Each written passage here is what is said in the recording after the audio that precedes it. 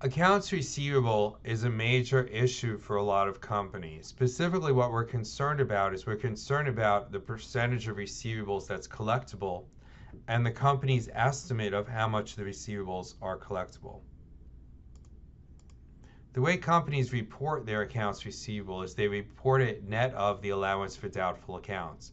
This is an accumulation, a sort of an allowance and an accumulation of how much accounts receivable the company expects not to collect.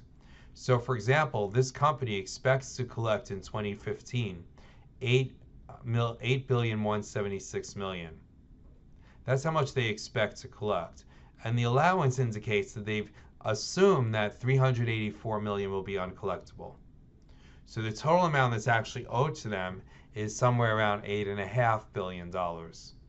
But they expect to collect only 8176. And we like to keep a very close eye on this allowance because this allowance tells us what the company's estimate of its uncollectibles is, and that's an estimate. It may be a little bit generous, optimistic, it may be a little bit pessimistic. To develop this allowance, the company does something called an aging. Let's say here's an example of an aging. They have $100,000 in receivables.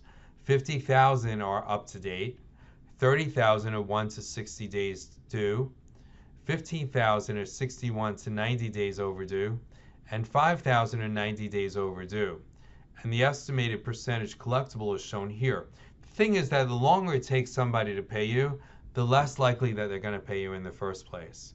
So we're assuming that if a debt is current, in other words, that you just made the sale and you just haven't collected the money within a fairly recent period of time, let's say 30 days, there's only 2% chance of non-collection. On the other hand, if the customer hasn't paid you and they're 90 days overdue, then we're saying there's an 8% chance of uncollection. And how you develop these percentages is going to be based on your history with the company. So this allowance is very important, and the way the allowance is developed is that it's an estimate of how much the company will fail to collect. It's not the actual write-offs. So let's assume a company sells goods for $100,000 and it determines that the allowance should be $2,900. So when they make the sale, they're going to increase accounts receivable and increase sales.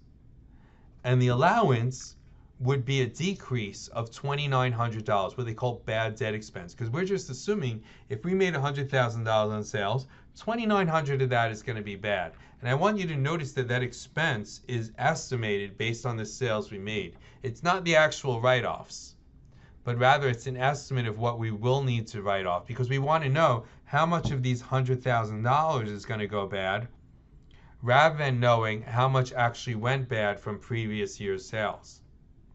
So my bad debt expense would be $2,900, and both of these items would appear on the income statement. 100,000 sales minus 2,900 bad debt expense. On the balance sheet, this is kind of an oversimplification, but it'll work if you haven't seen it before, if you don't remember it. On the balance sheet, we would have $100,000 in accounts receivable minus the $2,900 allowance, so the net amount that would appear on the balance sheet would be $97,100. Then we could do something called a write-off. A write-off would be, we've already set aside a certain amount as an allowance for what could go bad, and the write-off would be our estimate of would happen when something actually does go bad. So let's say a customer owes $500,000 for bankruptcy and owes $500 to us, and they go bankrupt. And now we determine that that amount is uncollectible. Then what we would do is we wouldn't record the expense because we already recorded the expense in the last slide up here, bad debt expense. Rather, what we would do is we would just take 500 out of the allowance and take 500 out of accounts receivable. So the allowance, accounts receivable would go down by $500, but the allowance that offsets it would also go down by $500. And that would leave us with $99,500 in accounts receivable and only $2,400 in the allowance. So the allowance is slowly getting used up as accounts receivables go bad. Net accounts receivable is still the same, $97,100.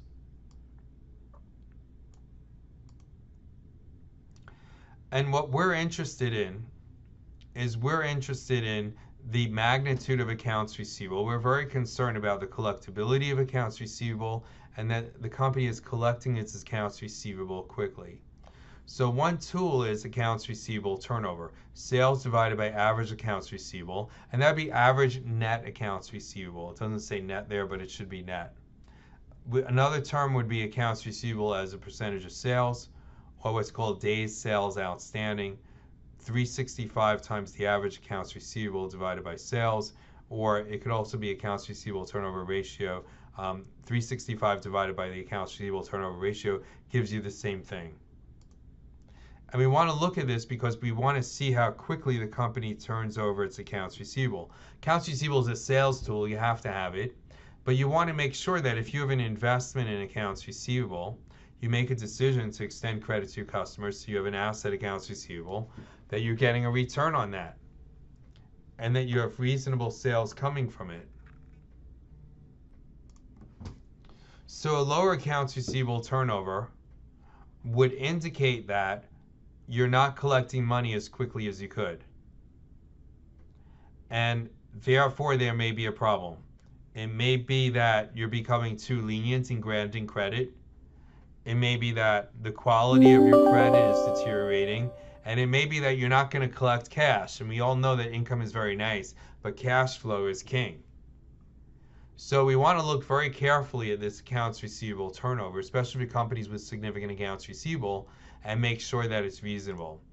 Here you can see some information about Pfizer, and you can see that Pfizer's accounts receivable turnover is going up, or the number of days accounts receivable outstanding is going down. And these are good signs. This means that the company is collecting its accounts receivable more quickly. Now, we might be concerned they're collecting it too quickly, in which case they're not, they might be a little too tight with credit, and that's hurting sales. In Levi Strauss, we could look at the allowance here, and what's happening is very interesting, is that the company keeps adding smaller amounts and deducting larger amounts. So the allowance is going down from 20 million to 18 to 12 to 11. And again, each line, they have the beginning balance of the allowance plus new expenses minus deductions. Deductions are write-offs. And so this indicates that there may be a problem in that perhaps they were setting the allowance too high. Maybe they're not setting the allowance high enough now. And we would want to be very mindful. But the good news here is that you can see the write-offs is also going, the write-offs is sort of fluctuating from 3.8 to 6.2 to 3.5. So the write-offs are relatively low each year. I'm not sure they really need to have 11 million outstanding.